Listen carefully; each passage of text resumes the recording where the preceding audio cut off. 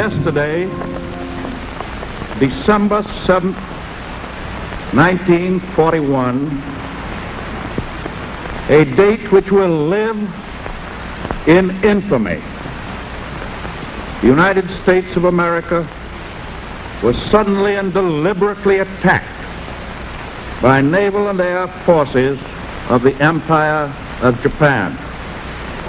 The United States was at peace with that nation, and at the solicitation of Japan, was still in conversation with its government and its emperor, looking toward the maintenance of peace in the Pacific.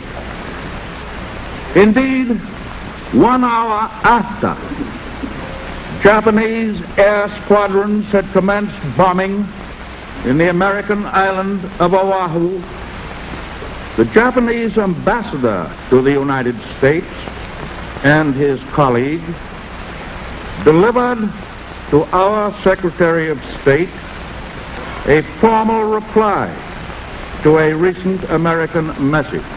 Japan has therefore undertaken a surprise offensive extending throughout the Pacific area. The facts of yesterday and today speak for themselves.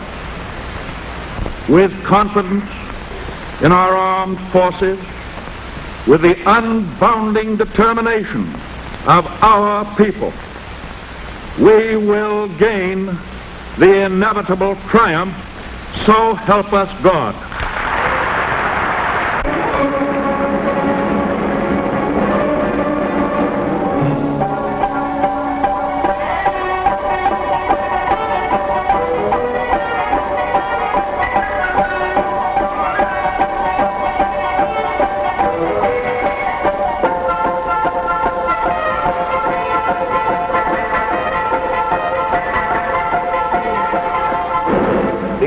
Embargo is far too great a security to American peace to permit its surrender without a last-ditch fight.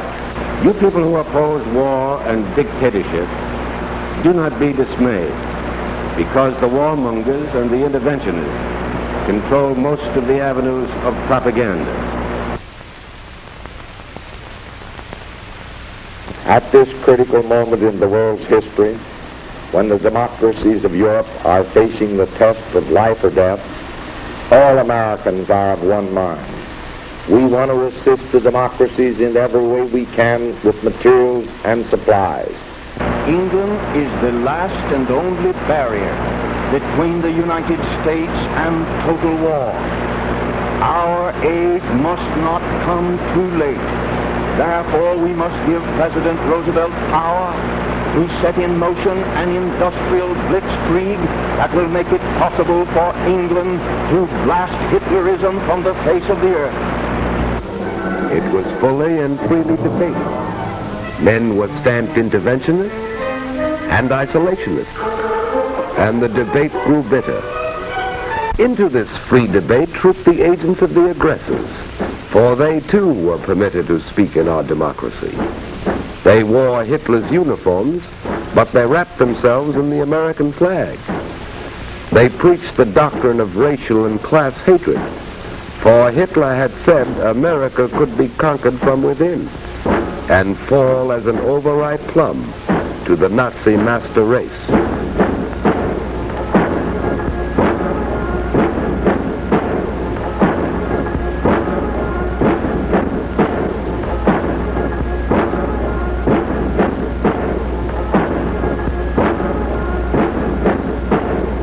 Jewish Moscow direct examination. We let them speak.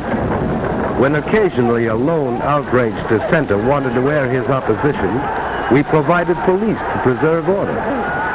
This was Madison Square Garden in New York City, and not Berlin nor Nuremberg. Later, the speaker was arrested. It was because he had filched money from his deluded followers, and he was sent to Sing Sing to brood upon the strange ways of democracy. America was at war. It had been at war, although few Americans realized it, for more than 10 years. Ever since September 18th, 1931, when Japan clawed Manchuria out of the body of China. While Hitler was still brawling in the streets of Munich, Japan had already begun weaving the pattern of aggression. Started with an incident. A Japanese train on the South Manchurian Railway had been dynamited. Promptly, Japanese battalions invaded Mukden. This was not mechanized warfare. By later standards, this war was primitive, small, trivial, the Japanese cabinet officially labeled it when China protested to the League of Nations. 12 Japanese planes bombed a Chinese city. Trivial. The League branded Japan an aggressor, and Japan resigned, deeply hurt. Japan moved further into China. Pausing only for breath, Japan inflated the Mukden incident into the China incident. It was not war, the Japanese said. 400 million Chinese were caught up in this incident. China was looted and shelled and put to the torch. Chinese forces united under Generalissimo Chiang Kai-shek were pressed back by the invaders. China moved her armies and her meager war industries far into the interior. The Chinese fought on not so much with weapons as with space and time. And the warriors of Japan, still breathing the spirit of the samurai in an era of machines, adopted Western methods of warfare as they had adopted Western clothes and architecture and music. And the Japanese warriors dreamt of the conquest of Asia and then of the world. And their emperor invoked the blessings of the divine upon this dream.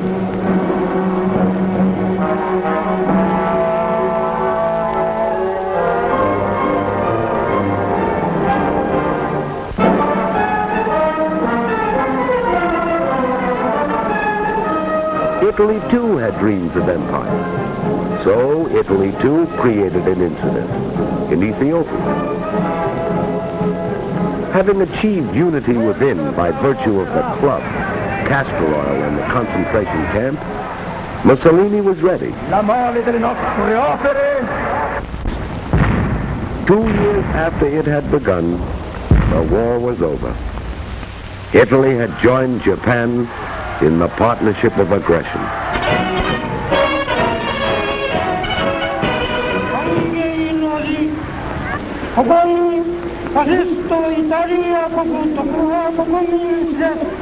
Il saluto che io vi rivolgo è diretto a tutto il popolo del Giappone, tutti gli italiani, ed ha fondato un impero.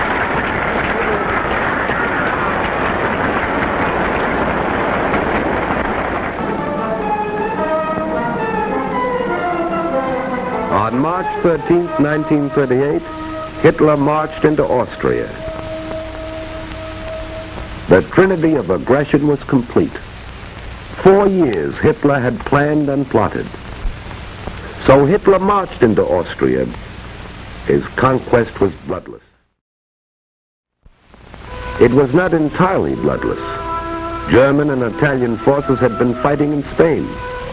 General Franco had revolted against the Republican government. He invited and received German and Italian aid. The duly elected government received some Russian aid. The democracies evolved a formula of non-intervention. The dictators brushed this aside. Here was opportunity for a dress rehearsal for full-scale war. An excellent chance to test new weapons and tactics. The Spaniards were the guinea pigs. Men, women, and children. It was a long war, ended finally by hunger.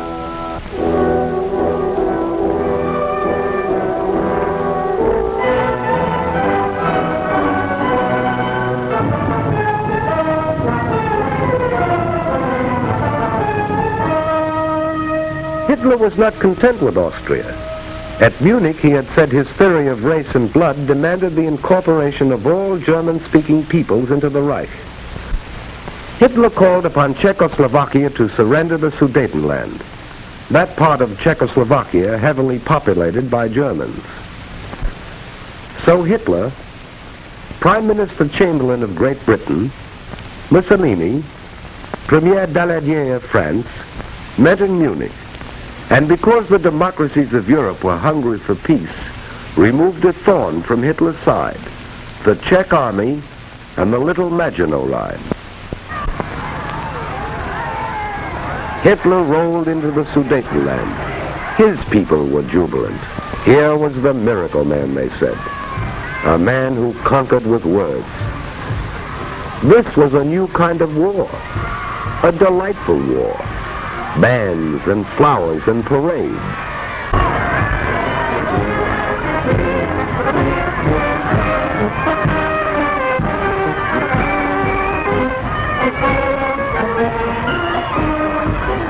Hitler told his people he was content. He wanted no more territory. He guaranteed the integrity of the mutilated Czechoslovak Republic. Thereupon he paused to rest, and then marched into Prague. The Republic was destroyed. The democracies had lost a valuable ally. On April 14, 1939, President Roosevelt appealed to Hitler and Mussolini for a 10-year guarantee of peace, and Hitler mocked as he called the roll of his future victims. Litauen, Estland, Norwegen, Schweden, Dänemark, Niederlande, Belgien, Großbritannien, Irland, Frankreich, Portugal, Spanien, die Schweiz, Liechtenstein, Luxemburg, Polen, Ungarn, Rumänien, Jugoslawien. The Reichstag roared. Hitler had signed a treaty of friendship with Poland. He had given Poland a slice of Czech territory, and now it was Poland's turn to ascend the sacrificial altar. Hitler didn't declare war. On September 1st, 1939, he struck without warning, which is the way of the aggressor. You will soon see Hitler's own photographic record of the Blitz in Poland. The formula is simple enough. First, choose your victim, an army still living in the past. Few planes, fewer tanks, outmoded guns and outmoded tactics. Choose an army relying upon courage rather than machines.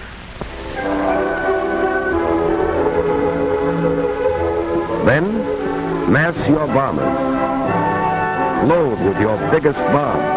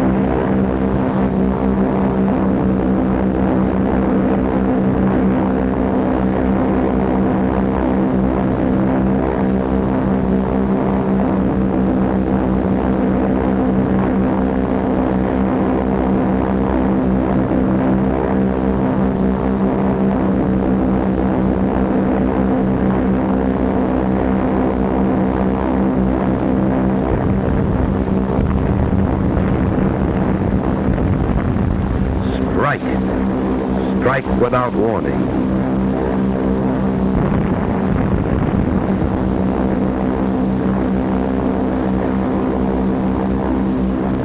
Destroy his inadequate air force on the ground. Blast those who escape out of the air.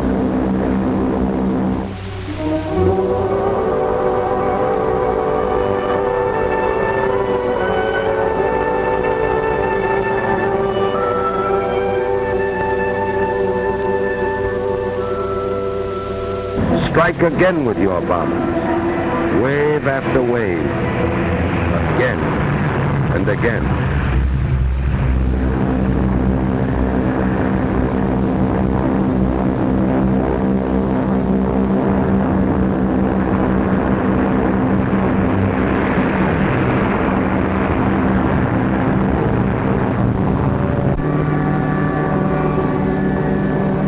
Strike at the railroad, for then the victim cannot mobilize. It cannot move men and supplies. Its armies are isolated.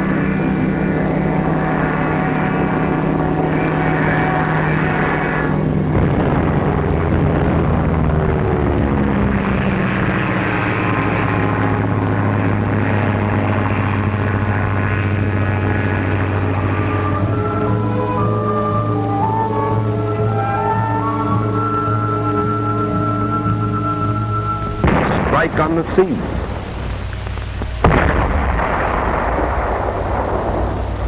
Strike on land, with tanks against horses, giant guns against sabers and rifles. Choose your time carefully, making sure the weather favors your machine. Strike at his city,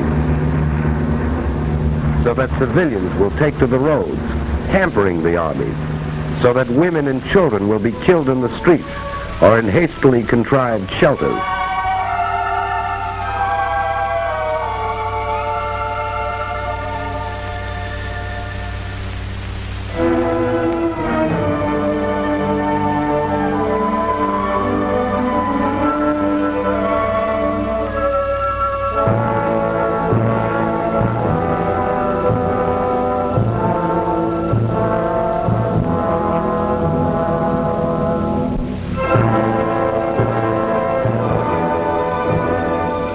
Strike again.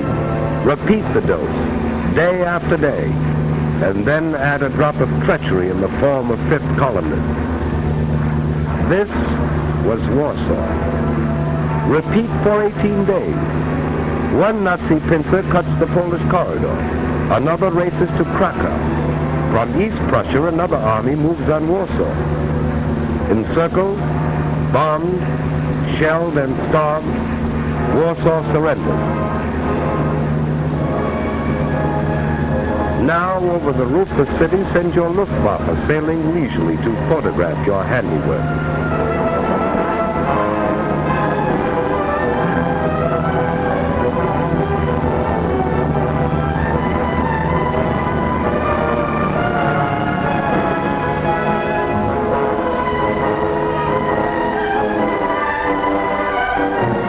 And on the ground, let the master race assemble the first of its slave populations, a stunned and shocked and hungry people whose sufferings do not end with the armistice, nor their resistance.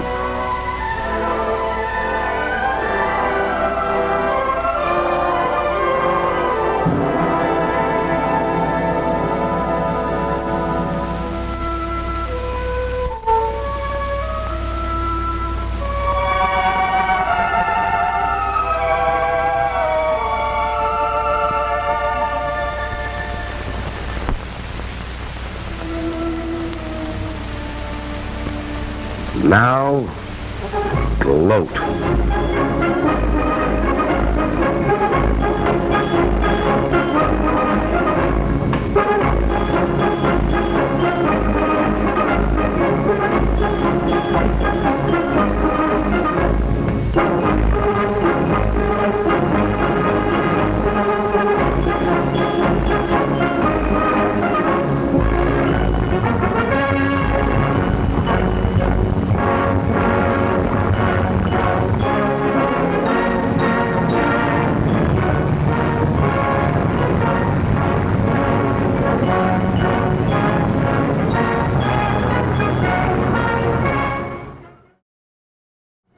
France was waiting behind its Maginot Line, that vast underground fortress deemed impregnable by its military experts.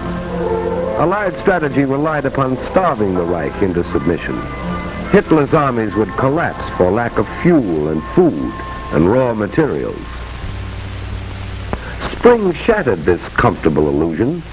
Norway and Denmark had staked their survival upon the strictest interpretation of neutrality to escape the war. Their sympathies were with the Allies, but they took extraordinary precautions to avoid offending Hitler. So, on April 9th, Hitler invaded Denmark and Norway. Denmark was powerless to resist and didn't. Norway was stunned by an avalanche of force and treachery. Fifth columnists, led by Major Quisling, a Norwegian traitor, spread panic and confusion. On May 9th, Hitler invaded Holland and Belgium. This pictorial record you are watching was made by Nazi cameramen at the order of Dr. Goebbels, the German propaganda minister. He showed this Wagnerian symphony of devastation to neutral nations in Europe and South America to frighten them into surrender. You will observe that here in Holland, for example, not one German soldier is killed or wounded or even suffers a fractured ankle in an avalanche of destruction. Using tanks, dive bombers,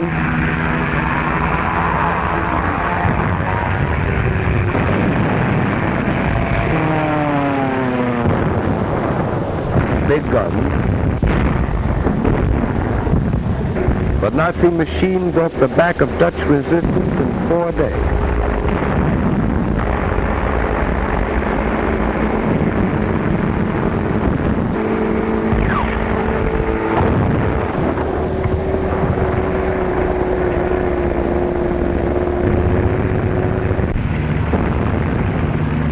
This was Rotterdam, bombed after the Dutch forces had surrendered. The Nazis said there had been a mistake. The news had not reached the Luftwaffe in time.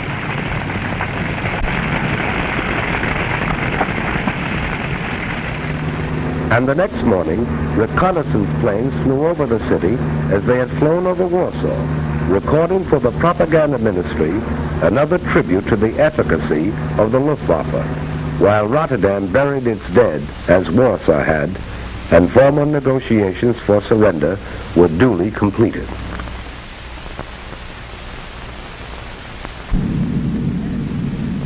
It took 18 days more to engulf the Belgians and drive the Anglo-French army into the sea.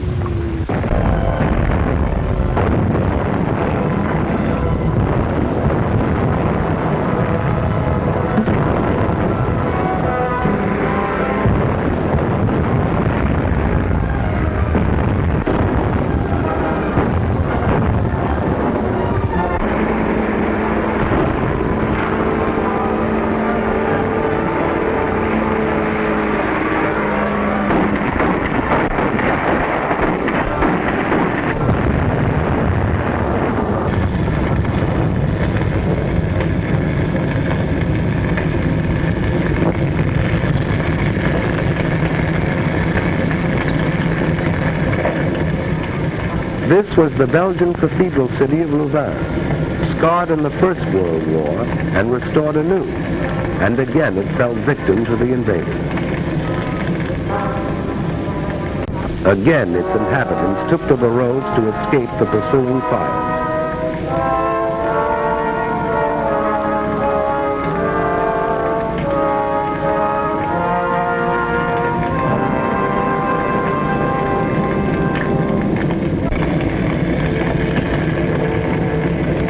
The cathedral crashed in flames. The invaders rolled on. Morning found the refugees still fleeing blindly. Reputable observers said these refugees were machine gunned from the air. There is no photographic evidence of this. And this is what they fled. The Nazi machine moved on, and after a day's destruction, paused only to sleep.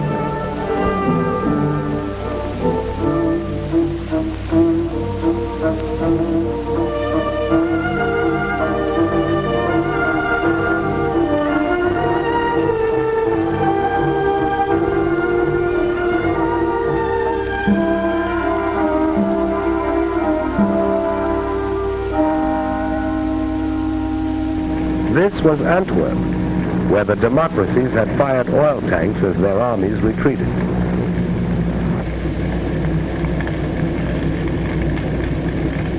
The improvised Allied defense collapsed. The British Army was driven into the Sea of Dunkirk, according to plan. Dunkirk has been called the triumph of man over the machine.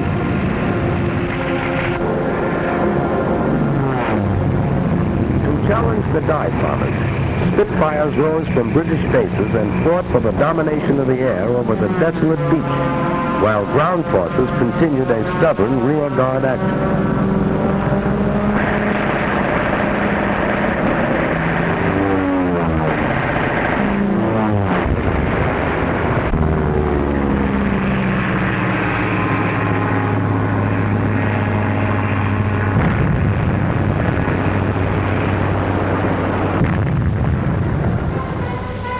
British ships, cruisers, destroyers, yachts, paddle boats, anything that could float, crossed the channel and evacuated some 350,000 British and French troops back to England. For the British were determined to save their men. Here in the wreckage was the story of the epic evacuation. Men walked into the sea and swam to their rescuers. They couldn't take their weapons, trucks, tanks, or guns, but men were saved to fight again. Having slashed through Luxembourg, Belgium, and Holland, 5 German armies fanned out across France. Treachery and incompetence had doomed the nation that only a decade ago had been leader of Europe. Now the campaign mounted in fury as France crumbled.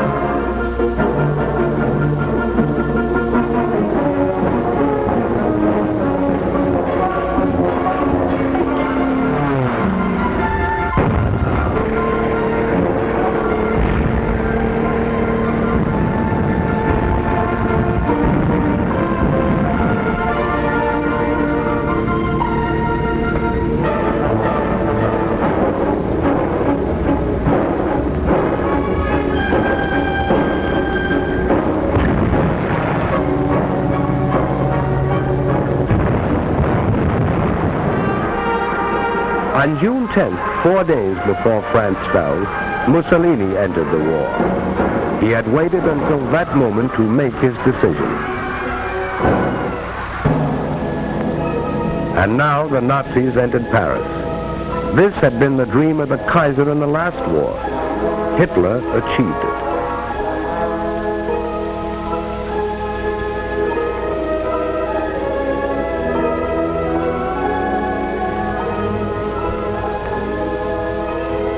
And the Maginot Line was still there. The Nazis had merely outflanked it. Now they tried direct attack, and the Maginot Line fell.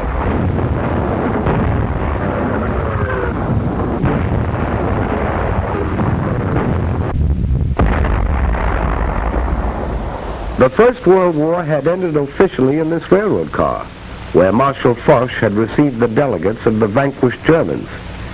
Hitler commandeered the car for what he believed was the end of the Second World War.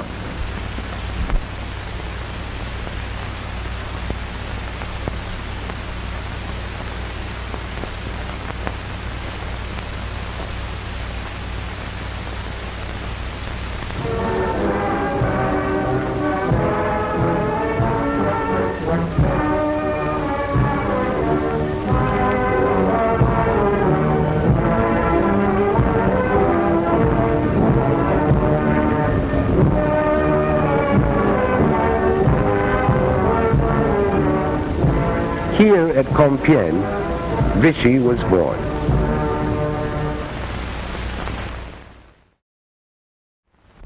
Hitler was happy.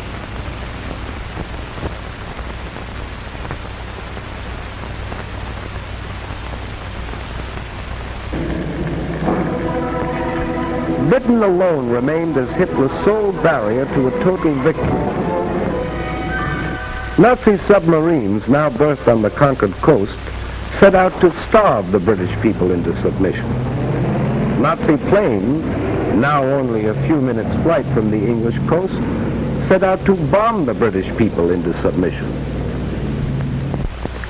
Britain hung on.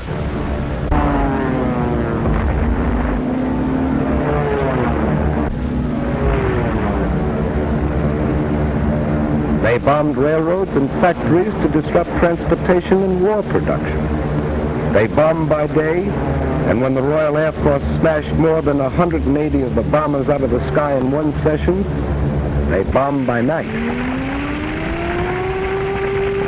The face of London changed. Historic landmarks disappeared.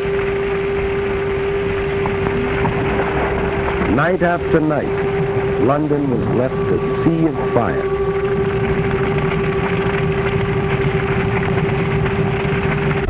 Coventry.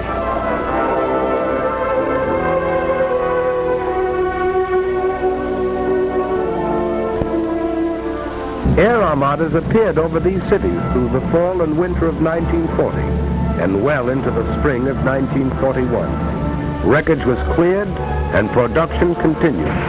A new army was created, equipped with new weapons. And Hitler, frustrated, turned east. If this were to be a long war, he would need Russian oil and Russian wheat. So he proclaimed himself anew the archenemy of communism, despite his earlier plea to the German people that National Socialism and communism could live side by side. Now he told them he didn't mean what he said before, but he did mean what he said before that. Military spokesman in Berlin said the Red Armies would be encircled and destroyed within 6 weeks. Its remnants would retreat back of the Urals. There the Japanese could deal with them at the proper time. Joseph Stalin rallied the Russian people. Soldiers and civilians responding with a unanimity that amazed a world that had heard much and knew little of them, rose to repel and harry the invaders.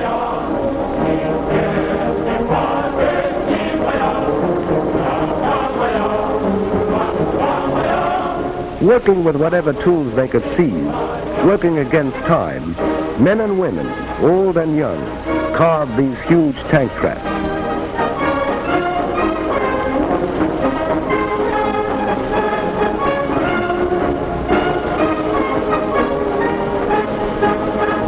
Weapons were distributed to civilian guerrillas assigned to operate back of enemy lines. Anti-aircraft guns swung into place to battle Luftwaffe advance units. Here was the wheat that Hitler wanted, and Russian men, women, and children were determined to keep it out of his hands. They would have neither food nor shelter. Factories worked day and night, for the Russians knew this was a war of machines. Entire plants were moved east, complete with workers. Weapons of war poured out of these factories, and the Germans, as well as the rest of the world, discovered the Russians had tanks to meet tanks and planes to meet planes. The Russians retreated, but not without inflicting sizable casualties.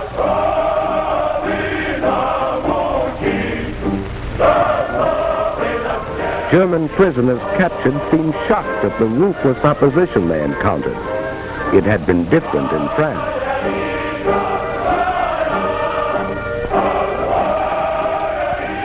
Winter found the Russian army still intact. German casualties mounted until they were counted in the millions. Hitler's armies were not smashed in the winter campaign, but the Russians gained the initiative and held it.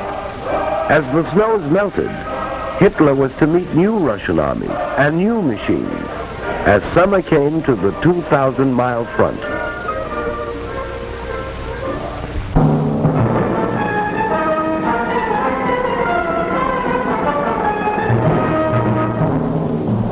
We were not sufficiently on the alert in Hawaii. The Japanese won a series of spectacular victories in the Pacific. Under General Douglas MacArthur, American and Filipino forces fought a fabulous delaying action in the Philippines. Manila was bombed, although it was declared an open city. Because of vast distances, it was impossible to send supplies or reinforcements, and Bataan fell only when Americans and Filipinos had eaten their mules.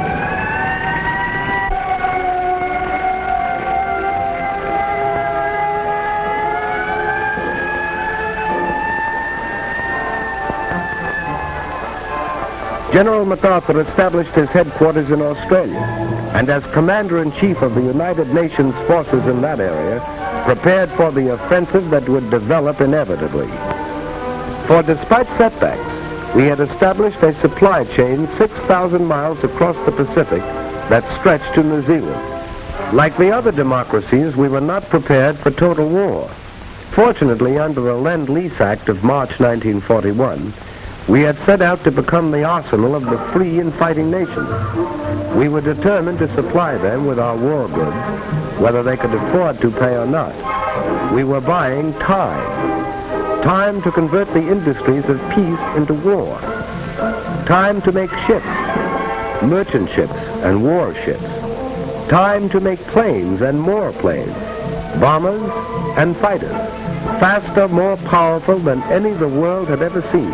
Time to make guns, and more guns, shells, and more shells, tanks, and more tanks. Time to gather the huge strength which was ours, to pour the great riches of American earth into the cauldron of war. Iron, steel, oil, coal.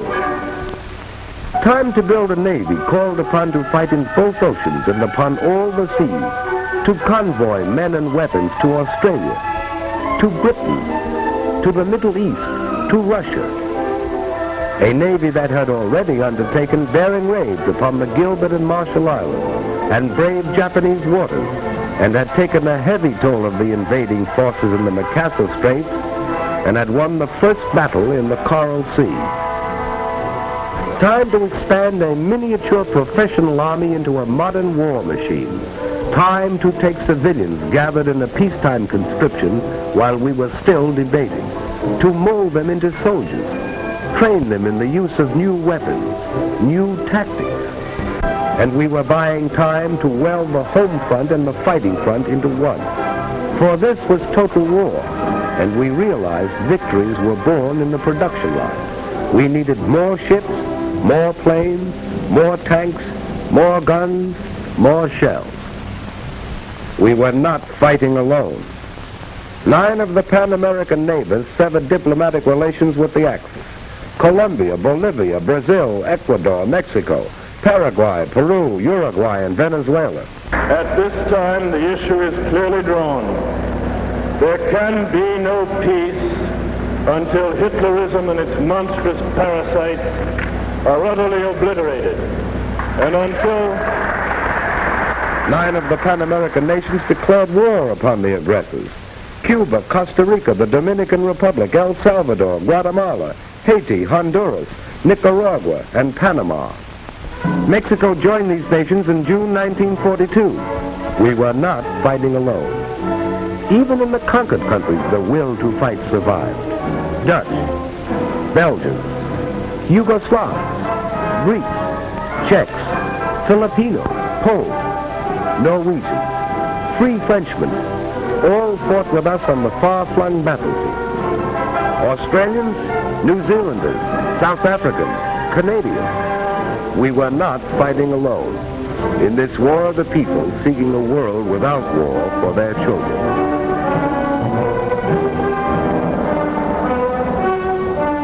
Britain, growing steadily stronger in its 3rd year of war, sweeping the skies of conquered Europe, harassing the enemy with commando raids, sending forth huge armadas of bombers over German cities Hitler promised would never be attacked. Russia, fighting with an unparalleled tenacity, drawing upon inexhaustible reserves, asking no mercy and offering none.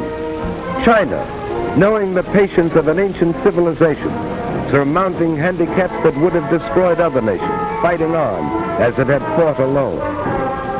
And the people of the United States, an angry people, whose resources and privileges were the envy of the world, offering these without stint, fighting in the factories and the foxholes, fighting in the jungles, the deserts, the frozen wastes, fighting on all the oceans, fighting for survival, fighting a war which would be hard and might be long, but which they would win.